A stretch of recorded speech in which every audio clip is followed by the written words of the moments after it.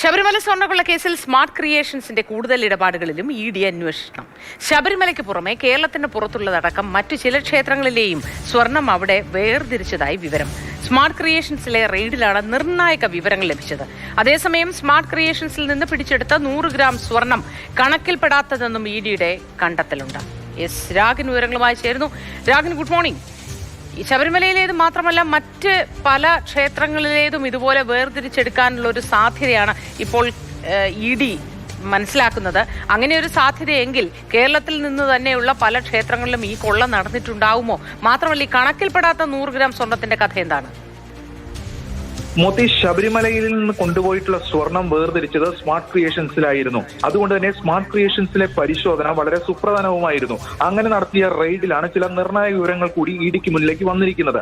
അങ്ങനെ സ്മാർട്ട് ക്രിയേഷൻസിന്റെ മറ്റ് കൂടുതൽ ഇടപാടുകളിലേക്കും ഇപ്പോൾ അന്വേഷണം പുരോഗമിക്കുകയാണ്.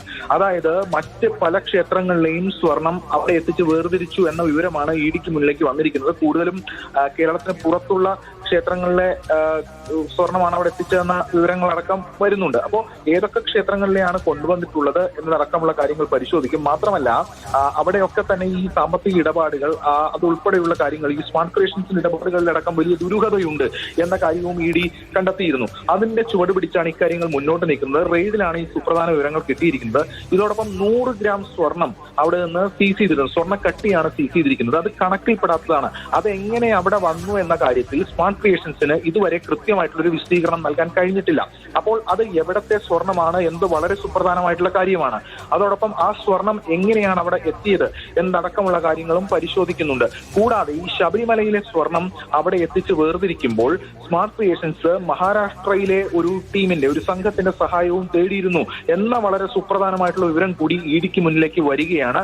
അങ്ങനെയെങ്കിൽ ആരാണ് ആ മഹാരാഷ്ട്രയിൽ നിന്നെത്തിയ സംഘം എന്ന കാര്യവും കൂടി ED അന്വേഷിക്കുന്നു.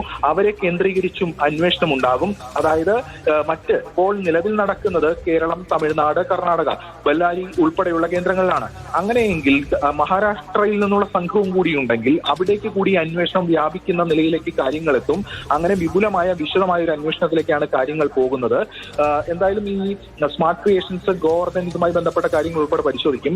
കൂടുതൽ ഇന്നലെ 1.3 കോടി രൂപ മൂല്യം വരുന്ന ഉണ്ണികൃഷ്ണൻ പോറ്റിയുടെ 8 പ്രോപ്പർട്ടികളിലായിട്ടുള്ള സ്വത്തുക്കൾ മരവിപ്പിച്ചിരുന്നു. അത്തരം കൂടുതൽ നടപടികൾ ഉണ്ടാവും. അത് കഴിഞ്ഞ ദിവസം തന്നെ നമ്മൾ വാർത്തയായി നൽകിയതാണ്. പത്മകുമാർ ആണെങ്കിലും അതോടൊപ്പം തന്നെ വാസു ആണെങ്കിലും അവരുടെയൊക്കെ പ്രോപ്പർട്ടികളുടെ വിവരങ്ങൾ ED ശേഖരിച്ചിട്ടുണ്ട്. അത് വരും ദിവസങ്ങളിൽ ഇത്തരത്തിലുള്ള മരവിപ്പിക്കൽ ഉൾപ്പെടെയുള്ള നടപടികളിലേക്ക് കടക്കും. അത് കഴിഞ്ഞ ദിവസം തന്നെ നമ്മൾ നൽകിയിരുന്നതുമാണ്. എന്തായാലും വിപുലമായ ഒരു അന്വേഷണത്തിനാണ് ED ഇപ്പോൾ തുടക്കം കുറിച്ചിരിക്കുന്നത്. ശരി.